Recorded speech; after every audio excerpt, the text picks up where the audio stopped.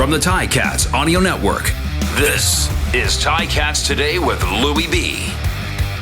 Yes, it is Ticats Today on the Ticats Audio Network. Louie B here with you on a Victory Monday edition of the program. Not just any Victory Monday, a playoff victory edition of the show. And Ticats beating Montreal 23-12 in the Eastern semifinal last night. What a scene at Tim Hortons Field. Just absolutely incredible. The snow was falling pretty much throughout the game.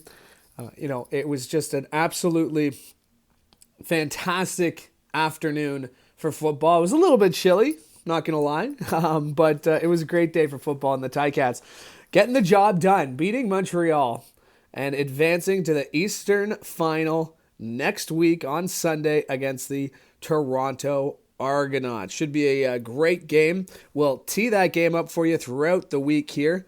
But just a quick show here today because the Ticats are off. They will return to the practice field tomorrow. So I do want to make sure you heard what the guys were saying after the game today. So we're going to hear from Coach Orlando Steinauer. We're going to hear from Jeremiah Masoli. Real quick, we're going to hear the only question that Jeremiah Masoli was asked by our friend Steve Milton. And then we'll hear from Julian Hauser as well. But the Ticats getting the job done and moving on to the Eastern Final. And we want to make sure that the black and gold is well represented in Toronto. So you can go to argonauts.ca for tickets. Maybe we can make BMO Field another blackout and get behind the guys. It was a great game defensively. It was a great game on special teams. And you're going to hear from Coach. He admits that the offense wasn't as great as it could have been. But, as Coach has said before, that, if you can win two of the three phases of the game, you're doing a pretty good job. The Ticats really dominating on the key stats, including sacks and turnovers. 6 sacks, 5 turnovers, and the Alouettes only just getting the 1 sack. So defensively, the Ticats were absolutely fantastic and getting the job done. All right, let's hear from the head coach of the Ticats, that is Orlando Steinauer. Here's what he had to say after the game yesterday afternoon.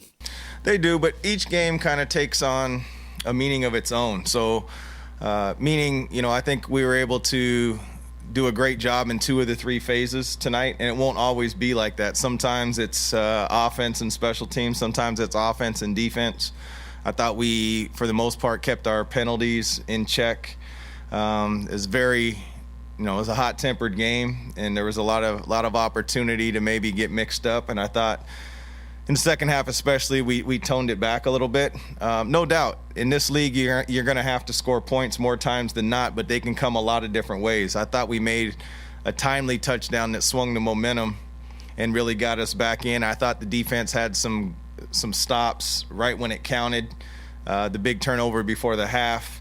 Those are all momentum swings. And, when you have field position and momentum, oftentimes that equals points. So at the end of the day, in elimination football, you'd like to sit here and say that you got to be clicking in all 3 phases, but that's just simply not the case. You need 1 more point than the other team. Well, I don't think that, early he had some big chunks. I think I saw a few runs of 7 and 9. And that sort of thing. And like I said, coming into the game, you're not going to stop him. Like, if they want to give him the ball, he's going to get the ball. He's going to get yards because he just falls forward.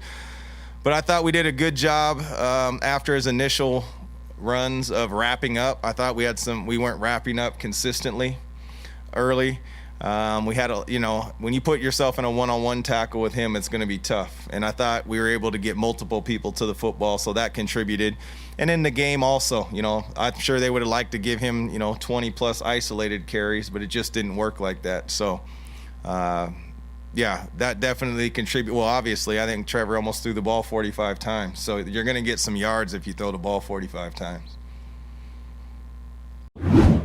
Just that it's not going to stay this way. Every storm passes. It's just for how long are you going to be in it? And that's just our approach.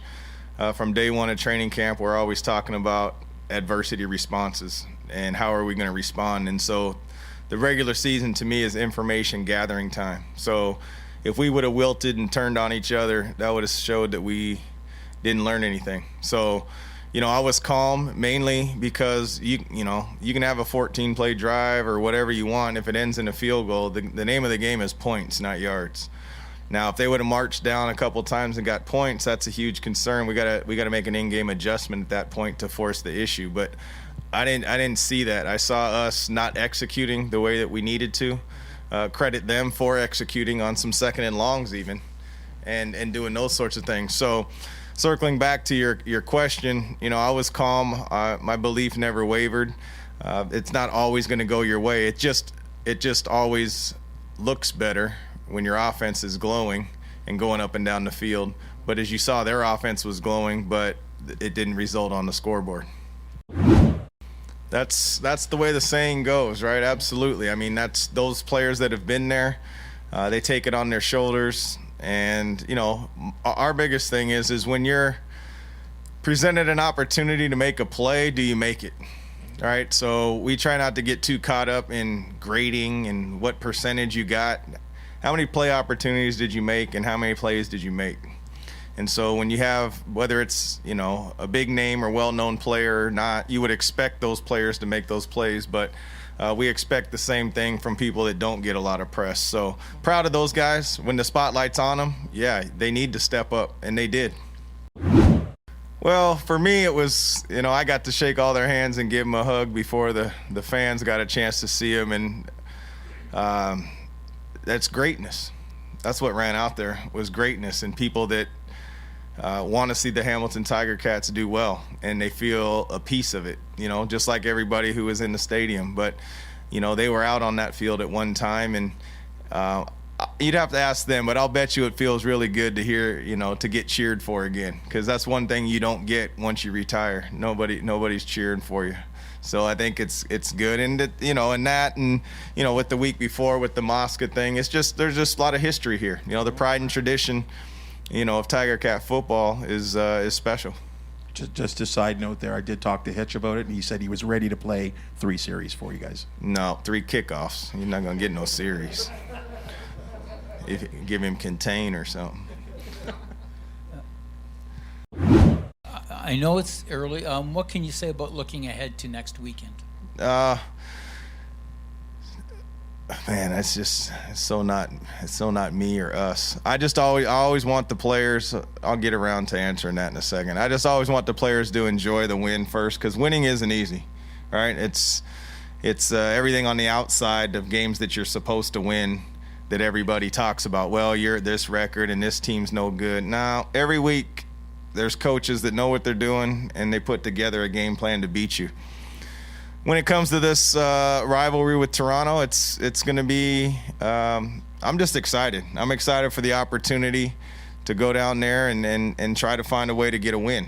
I haven't thought much about the game plan or, messaging to the team or whatnot.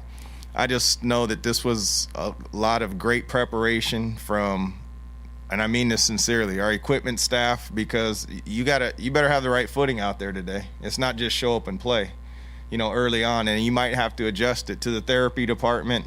It's just a great organizational win to all 3, the coaches and their preparation, and then it always comes down to player execution. So that's part of the reason why I keep emphasizing. I just want everybody to enjoy the win and then turn the page tomorrow.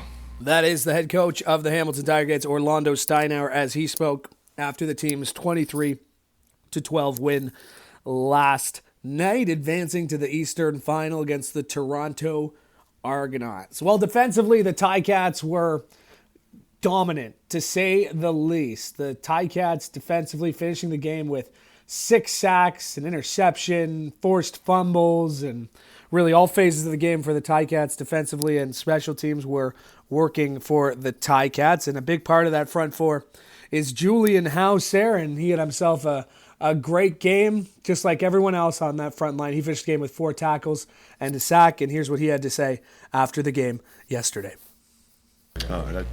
That's huge. We preach that every week, every day. Create turnovers and make things happen. And if we do that, the offense can take advantage of that, and they did that. Absolutely. That's that we just had to seize the momentum and take advantage of it. And as a defense, everyone balled out from the from the DBs to the linebackers to the D-line. Like, you know, everyone played well, and you know, that's the outcome that usually happens. No, not really. We don't, you know, we let the film do the talking. We didn't read too much into that. You know, for us, it's just go out, execute, do our job, and good things will happen.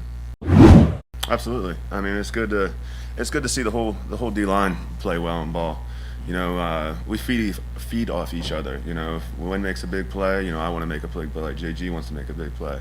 Ted wants to make a big play. So, you know, it's just we play well together, and we, you know, as competitors, you know, we all want to make our plays, but at the same time, we want to see each other do well.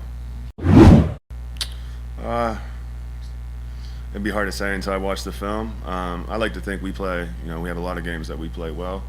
From a productivity, probably. You know, I think we made a lot of things happen, forced some turnovers, some fumbles, and had a lot of sacks. So, yeah, I mean, moving forward, we definitely want to keep playing like that. I wasn't sure, honestly. I knew they had, I knew there was some receivers or someone around that were going to be able to, you know, catch up to me. Honestly, I was just thinking, get as many yards as possible.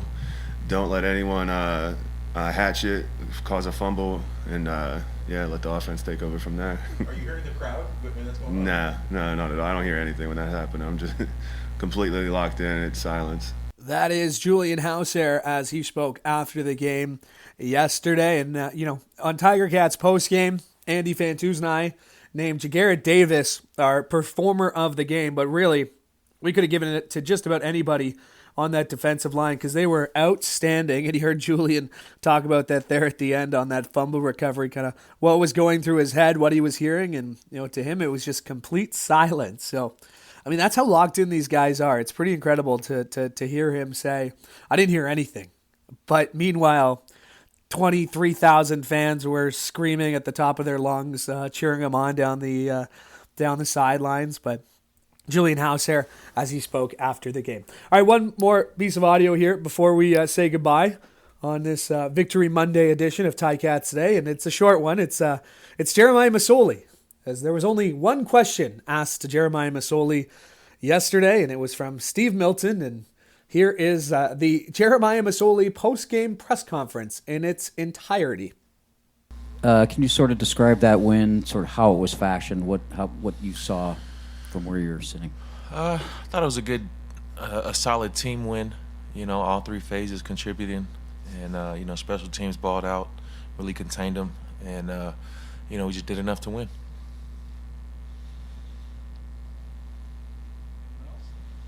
Oh, that's awesome. That's it. Appreciate y'all. That is Jeremiah Masoli's full post-game press conference yesterday. A total of 26 seconds, and you could tell he was happy to get out of there after just one question. He had a pretty decent game, and you know, the numbers aren't going to jump off the page, but it's kind of what he did away from the play. You know, extending drives, or you know, avoiding sacks or avoiding interceptions. And you know, if Jeremiah Masoli can play like that and maybe just a little bit better, you know, the Ticats might be in good shape next week against the Argos. All right, that'll do it for us today here on Ticats Today, excuse me. Thanks so much for tuning in. Appreciate it as always. We are back tomorrow as the Ticats return to the practice field. For the Ticats Audio Network, I'm Louis B. Hoping you have a great day. Ticats Today with Louis B. Subscribe, like, and get your Ticats fix every weekday.